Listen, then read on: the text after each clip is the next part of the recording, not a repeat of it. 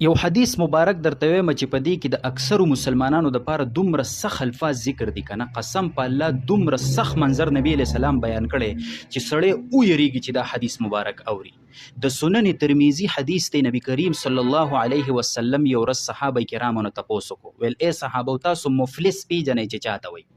مفلس. نو صحابه ورته ویل چې د الله پیغمبره من خو مفلس هغه ته ویو چې نه ورسره دینار یو نه ورسره درهم یو څه مال او متاع ورسره نه، یعنی خالی لاسونه والوي او مکمل د خدای تعالی غریبي، من هغه ته مفلس ویو. نبی کریم صلی الله علیه وسلم مبارک ورته وفرمیل مفلس هغه کس ته وایي چې دا به د قیامت په ورځ راشي،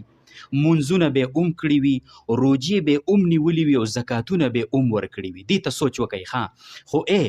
د به چاته کنزل کړي وي، صحیح شوله،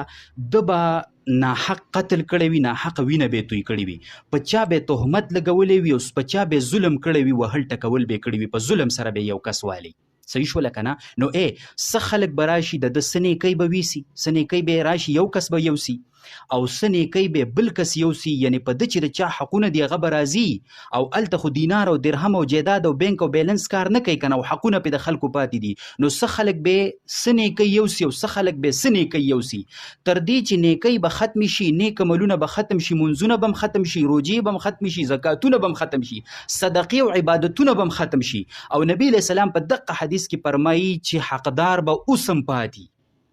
حقدار به اوسم پاتې، یو نیکۍ به ختم شي.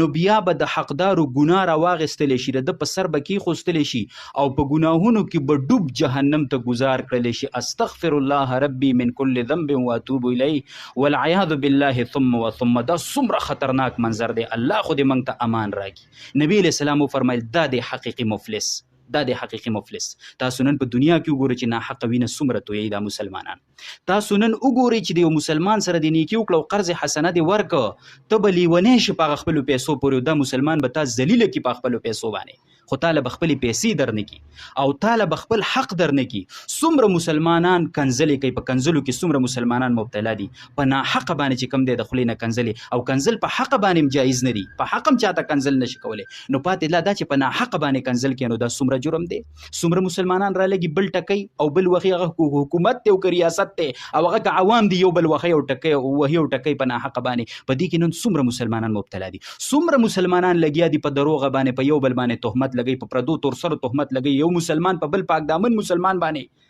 تهمت لګي. دا څومره مبتلا دي په دې کې. تاسو دې ته سوچ کوئ نو و مسلمانانو، که دا عبادتونه او دا منځونه کوئ او که دا روجې نیسئ او که دا زکاتونه ورکوئ او که دا صدقې کوئ او که دا ذکرونه او عبادتونه کوئ، نو د الله خاطر وکئ، کنځل مه کوئ، د الله خاطر وکئ، په چا ناحقه تهمت مه لګوئ، د چا حقونه مه خورئ، د چا سره زیاتۍ او ظلم مه کوئ، په ناحقه وینه مه تویوئ،